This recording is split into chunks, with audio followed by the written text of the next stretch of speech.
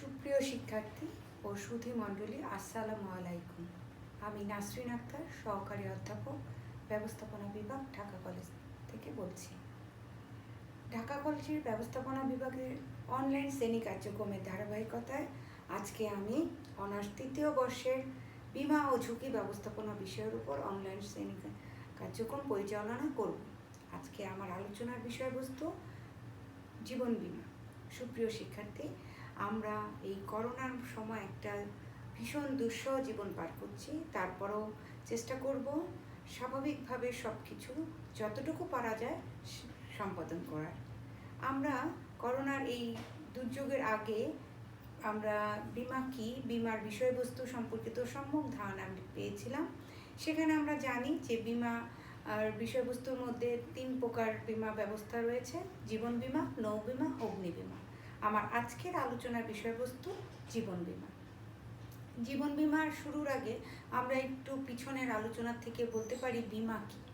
আমরা জানি বীমা হলো একটি আর্থিক প্রতিরক্ষামূলক ব্যবস্থা, যেই ব্যবস্থা বা এমন একটি চুক্তি যেখানে দুটি পক্ষ বিদ্যমান থাকে, এক পক্ষ বীমাকারী, অপর পক্ষ বীমা গ্রহীতা।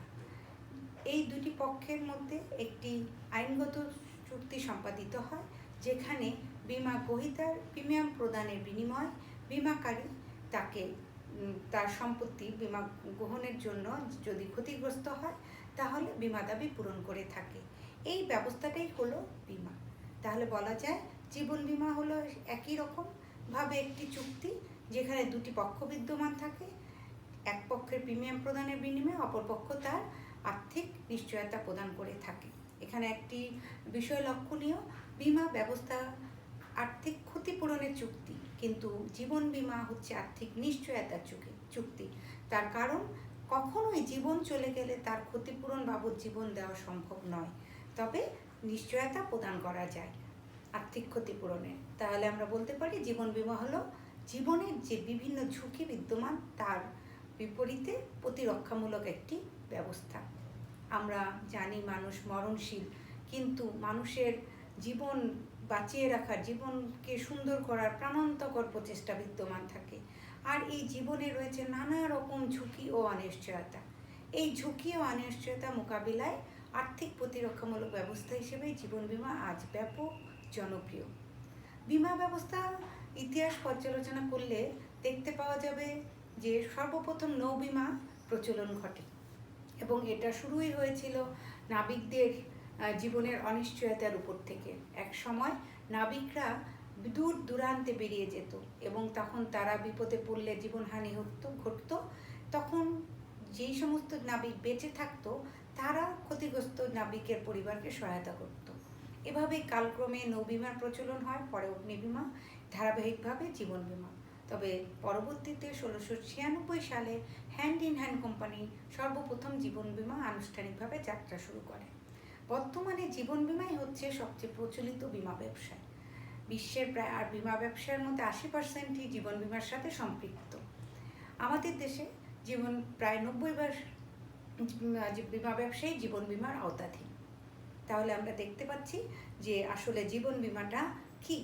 জীবন বীমা হচ্ছে জীবনের অনিশ্চয়তা দূরীকরণের জন্য আর্থিক প্রতিরক্ষামূলক একটি চুক্তি।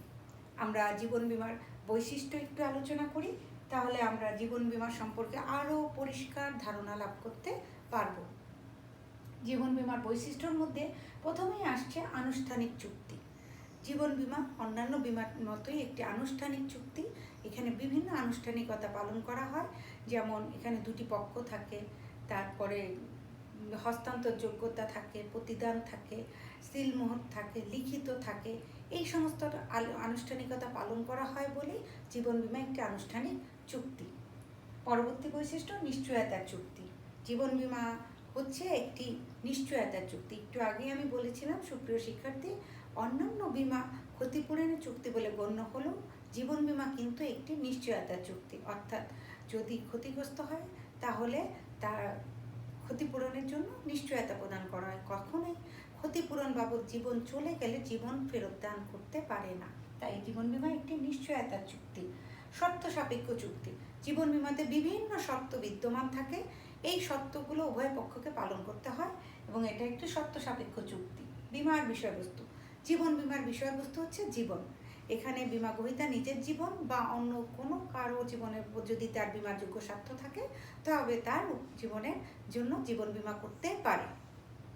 বিমার চূড়ান্ত সদ্বিশ্বাস, জীবন বিমার ক্ষেত্রে দুটি পক্ষ থাকে আমরা জানি, বিমাকারী বীমা গ্রহীতা, উভয়কেই সমস্ত তথ্য পরিষ্কার নির্ভুলভাবে তুলে ধরতে হয়। কোনো পক্ষ কোনো মিথ্যা ছলচাতুরির আশ্রয় গ্রহণ করতে পারে না। এই বিশ্বাসটা নিয়েই জীবন বীমা চুক্তি সম্পাদন করতে হয় এবং বজায় রাখতে হয়। বীমাযোগ্য স্বার্থ খুবই গুরুত্বপূর্ণ বৈশিষ্ট্য। বীমাযোগ্য স্বার্থ কি আমরা পূর্বের আলোচনায় পড়েছিলাম যে বীমাযোগ্য স্বার্থ হলো এমন একটি স্বার্থ যেটা বীমা গ্রহীতার তার যে বিষয়বস্তু বীমা করতে চায় তার উপর বিদ্যমান থাকতে হয়। এটা বিষয়বস্তুর উপর বীমা গ্রহীতার একটি আর্থিক স্বার্থ বোঝায়, অর্থাৎ যেই বিষয়টার বীমা করা হবে সেই বিষয়ের উপস্থিতিতে বীমা গ্রহীতা লাভবান হয়, সেই বিষয়ের ক্ষতিগ্রস্ত হলে বা বীমা গ্রহীতার ক্ষতি হয়, অর্থাৎ আর্থিক স্বার্থ বিদ্যমান এমন বিষয়বস্তুর উপরে এই হচ্ছে বীমা গ্রহীতার বীমাযোগ্য স্বার্থ বিদ্যমান থাকে এবং বীমা করতে পারে। বীমাযোগ্য স্বার্থ বিদ্যমান থাকা বীমা চুক্তির জন্য অপরিহার্য। বিনিয়োগ ও প্রতিরক্ষা, জীবন বীমার অন্যতম গুরুত্বপূর্ণ বৈশিষ্ট্য বিনিয়োগ ও প্রতিরক্ষা। অন্যান্য যে কোনো কিছুর ক্ষেত্রে বিনিয়োগ প্রতিরক্ষা একসাথে দেখা না গেলেও জীবন বীমার ক্ষেত্রে এই দুটি স্বার্থই সিদ্ধ হয়। যেমন আমরা যদি বলি কোনো ব্যক্তি যদি ব্যাংকে টাকা জমা রাখে, পরবর্তীতে সে যদি টাকা উত্তোলন করে ফেলে সে সেখান থেকে মূল টাকা এবং কিছু মুনাফা পাবে, এটা তার জন্য বিনিয়োগ। আবার যদি ওই ব্যক্তি তার কোনো বাড়ির জন্য সম্পত্তির জন্য অগ্নিবীমা গ্রহণ করে থাকে তাহলে দেখা গেল সেই অগ্নিবীমা গ্রহণ করার কারণে যদি সে ক্ষতিগ্রস্ত হয় তাহলে সে বীমা দাবি পেয়ে থাকে। অর্থাৎ এখানে ক্ষতিগ্রস্ত হলে বীমা দাবি পাবে, কিন্তু ক্ষতিগ্রস্ত না হলে সে বীমা দাবি পাবে না। এটা হচ্ছে প্রতিরক্ষামূলক, সে এখানে বিনিয়োগ নয়, কারণ ক্ষতিগ্রস্ত না হলে সে কিন্তু কোনো অর্থ পাবে না। কিন্তু জীবন বীমার ক্ষেত্রে জীবন বীমা বিনিয়োগ এবং প্রতিরক্ষামূলক দুটি ব্যবস্থাই নিশ্চিত করে। কিভাবে? জীবন বীমার ক্ষেত্রে যদি মেয়াদ উত্তীর্ণের মধ্যে বীমা গ্রহীতা মৃত্যুবরণ করে মেয়াদ পূর্তির আগেই, তাহলে দেখা যাচ্ছে যে বীমা গ্রহীতার নমিনি বা উত্তরাধিকারী অর্থ লাভ করে থাকে। এটা হচ্ছে এক ধরনের প্রতিরক্ষামূলক ব্যবস্থা। অপরদিকে জীবন বীমার ক্ষেত্রে যদি বীমা গ্রহীতা মৃত্যুবরণ না করে তাহলে নির্দিষ্ট সময় অতিবাহিত হয়ে যাওয়ার পর তাকে বীমা দাবি পরিশোধ করা হয়। এটা বিনিয়োগমূলক ব্যবস্থা। এজন্যই জীবন বীমার ক্ষেত্রে জীবন বীমাকে বিনিয়োগ এবং প্রতিরক্ষামূলক ব্যবস্থা বলা হয়। সুপ্রিয় শিক্ষার্থী, অনেক সময় কিন্তু এই বৈশিষ্ট্যটার উপর ভিত্তি করে একটি প্রশ্ন পরীক্ষায় আসে যে জীবন বীমা বিনিয়োগ এবং প্রতিরক্ষামূলক ব্যবস্থা কিভাবে, যেটা আমাদের জন্য খুবই গুরুত্বপূর্ণ। এখানে আমি আরেকটা কথা বলে আসছি, অনেক সময় আরও একটি প্রশ্ন আসে, সেটা হলো নিশ্চয়তার চুক্তি। জীবন বীমা ক্ষতিপূরণের চুক্তি না নিশ্চয়তার চুক্তি, ব্যাখ্যা করো, যা আমি আলোচনা করলাম। বৈশিষ্ট্যের মধ্যে এখন আমরা দেখব মৃত্যুর দ্বারা কার্যকর এই বৈশিষ্ট্য। এটা কি? অন্যান্য বীমার ক্ষেত্রে যে কোনো একটি পক্ষ যদি মৃত্যুবরণ করে তাহলে কিন্তু চুক্তি বাতিল হয়, কিন্তু জীবন বীমার ক্ষেত্রে বরং মৃত্যুর দ্বারা কার্যকর হয়। বীমা গ্রহীতা মৃত্যুবরণ করলে তার নমিনি বা উত্তরাধিকারকে বীমা দাবি পরিশোধ করা হয়। নমিনি জীবন বীমার ক্ষেত্রে বীমা গ্রহীতা তার উত্তরাধিকার মনোনয়ন করে যেতে পারে, নমিনি নির্ণয় করে যেতে পারে।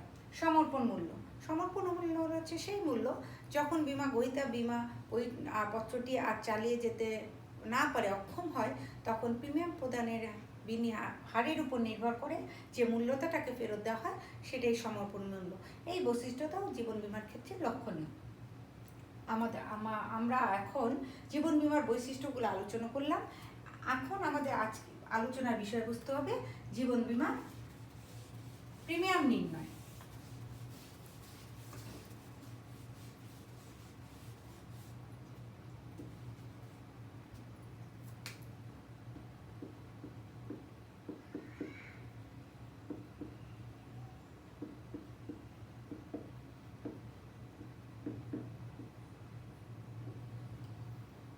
সুপ্রিয় শিক্ষার্থী, খুবই গুরুত্বপূর্ণ একটা বিষয় হচ্ছে জীবন বীমা প্রিমিয়াম নির্ণয়। আমাদেরকে অনেকগুলো অঙ্ক সমাধান করতে হবে এই বিষয়ের উপর, যেগুলো পরীক্ষার জন্য খুবই গুরুত্বপূর্ণ। জীবন বীমা প্রিমিয়াম নির্ণয়ের ক্ষেত্রে প্রথমে একটি পদ্ধতি হচ্ছে সাময়িক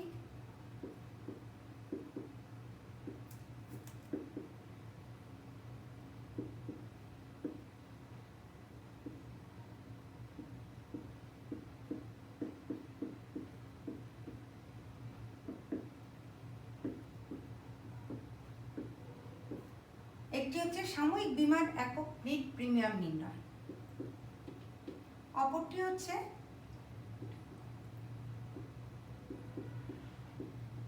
মেয়াদি বীমার একক নিট প্রিমিয়াম নির্ণয়। সাধারণ মেয়াদি বীমার নিট একক প্রিমিয়াম নির্ণয়। এক্ষেত্রে আরেকটি পদ্ধতির মাধ্যমে অঙ্ক করতে হয়, সেটি হচ্ছে সাধারণ মেয়াদি বীমার বার্ষিক নিট একক প্রিমিয়াম নির্ণয়। আরেকটি হচ্ছে বিশুদ্ধ মেয়াদি বীমার নিট একক প্রিমিয়াম নির্ণয়। বিশুদ্ধ মেয়াদি বীমার নিট একক প্রিমিয়াম নির্ণয়। এখানে আমাকে আরেকটি অঙ্ক করতে হয়, সেটা হচ্ছে বিশুদ্ধ মেয়াদি বীমার বার্ষিক প্রিমিয়াম নির্ণয়। এবং আরেকটি অঙ্ক করতে হবে আমাদের আজীবন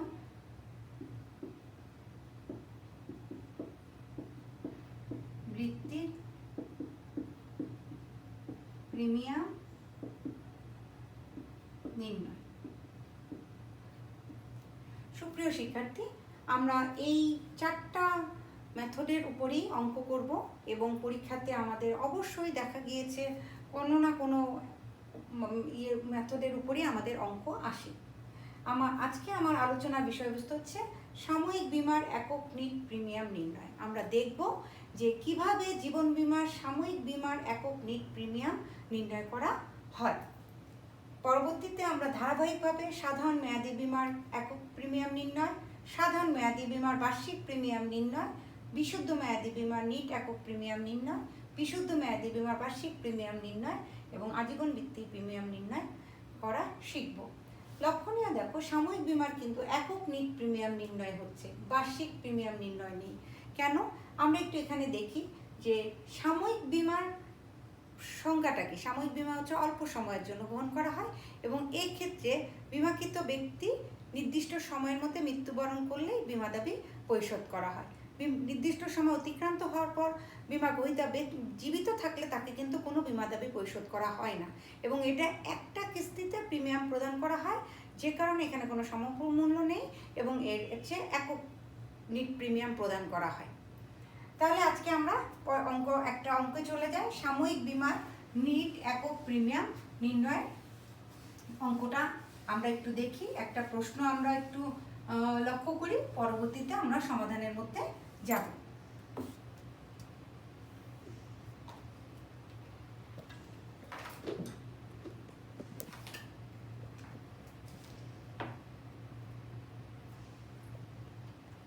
সুপ্রিয় শিক্ষার্থী, এখানে আমরা দেখতে পাচ্ছি যে একটা প্রশ্ন উল্লেখ করা হয়েছে।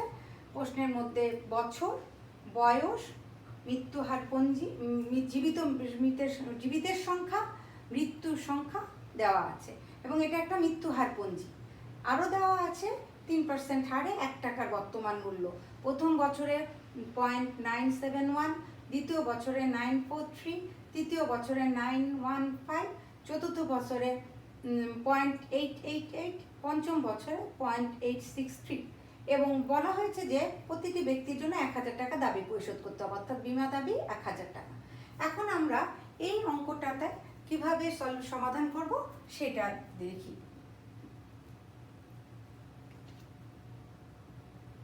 আমাদেরকে এই অঙ্কটা সমাধান করার ক্ষেত্রে, অর্থাৎ নিট একক প্রিমিয়াম নির্ণয় করার ক্ষেত্রে একটি সারণী তৈরি করতে হবে।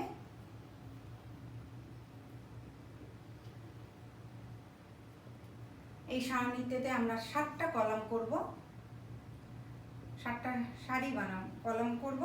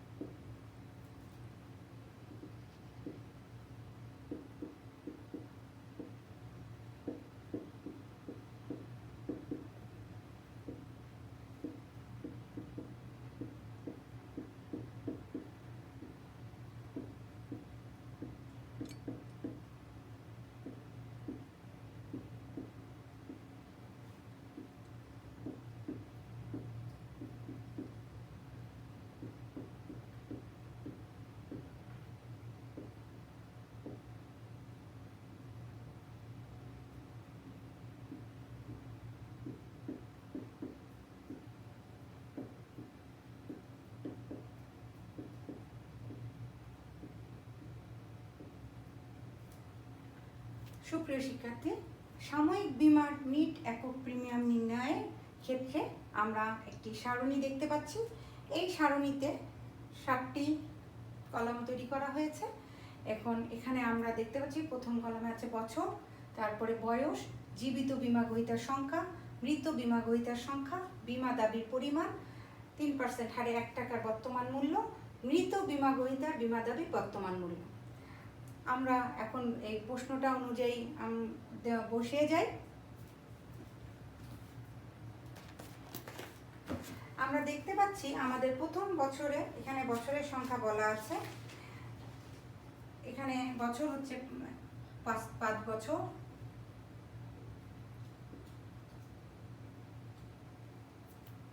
বয়স হচ্ছে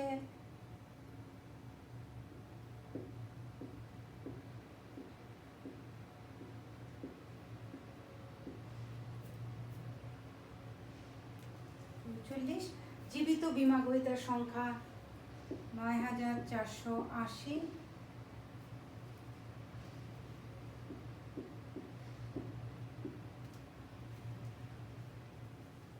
(9407), 9439, 9418, 9300,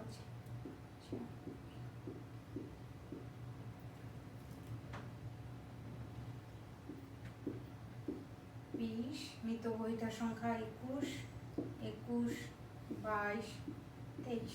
বীমা দাবির পরিমাণ 1000 টাকা বলা ছিল প্রশ্নে।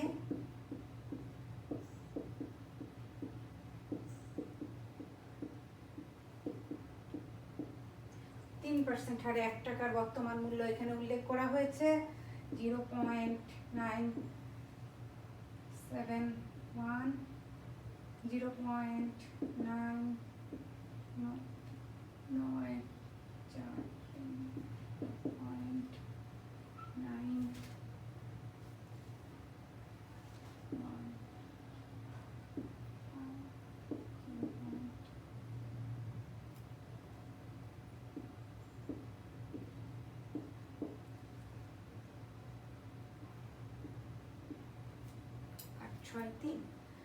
সুপ্রিয় শিক্ষার্থী, আমাদের এই কলামগুলো, এটা 1 নাম্বার, 2 নাম্বার কলাম, এটা 3 নাম্বার কলাম, এটা 4 নাম্বার কলাম, এটা 5 নাম্বার, এটা 6 নাম্বার, এটা 7 নাম্বার কলাম।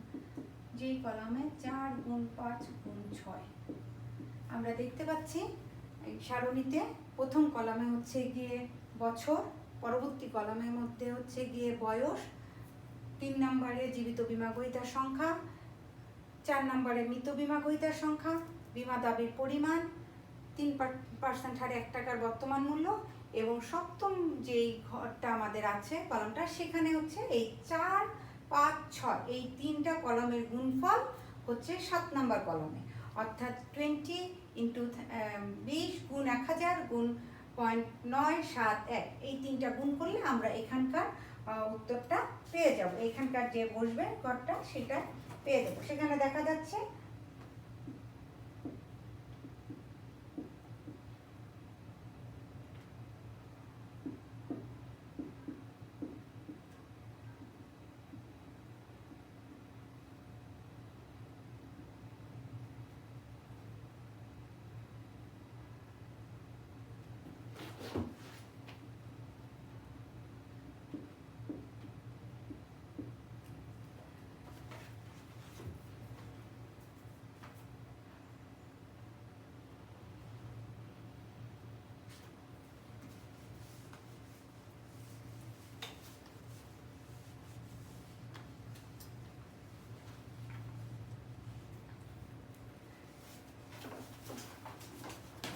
সুপ্রিয় শিক্ষার্থী, আমরা দেখতে পাচ্ছি সারণীতে 7 নম্বর কলামে গিয়ে আমরা যদি মৃত বীমা গ্রহীতার সংখ্যা, তার সাথে বীমা দাবি পরিমাণ এবং 3% হারে 1 টাকার বর্তমান মূল্য গুণ করি, তাহলে মৃত বীমা গ্রহীতার বীমা দাবির বর্তমান মূল্য পাওয়া যাবে।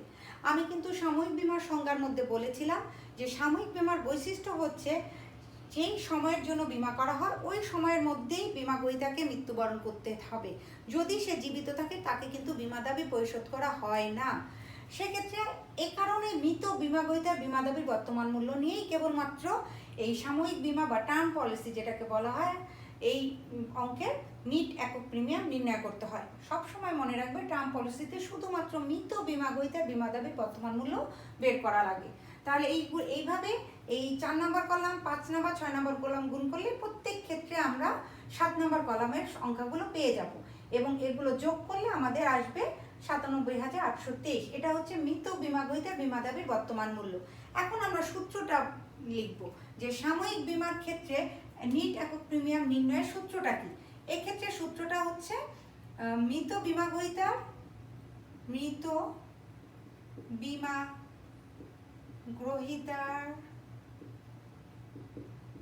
বীমা দাবির বর্তমান মূল্য, একে ভাগ দেওয়া হবে মোট বীমা গ্রহীতার সংখ্যা দিয়ে। মোট বীমা গ্রহীতার সংখ্যা। তাহলে দেখতে পাচ্ছি আমরা সুপ্রিয় শিক্ষার্থী যে এখানে মৃত বীমা গ্রহীতার বীমা দাবি বর্তমান মূল্য আমার আসলো এই যে এইটা, এই মূল্যটাকে আমি এখানে বসিয়ে দিব 97,823। একে ভাগ দিব মোট বীমা গ্রহীতার সংখ্যা দিয়েছি। প্রথমে আমার যে বীমা গ্রহীতার সংখ্যাটা ছিল আস্তে আস্তে মৃত্যু লাভ করেছে, অর্থাৎ 9,480 জন থেকে 20 জন বাদ দিলে তারপর আসছে 9,460 জন, এরপর 21 জন মৃত মারা গেছে হলো 9,439 জন, তারপরে আবার 21 জন মারা গিয়েছে, বিয়োগ করলে থাকে 9,418 জন, এখান থেকে আবার 22 জন বাদ দিলে থাকে 9,396 জন।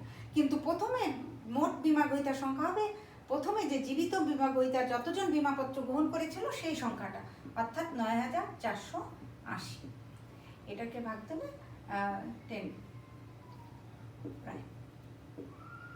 এই হলো গিয়ে আমাদের সাময়িক বীমার একক প্রিমিয়াম নির্ণয় বা term policy net single premium calculation.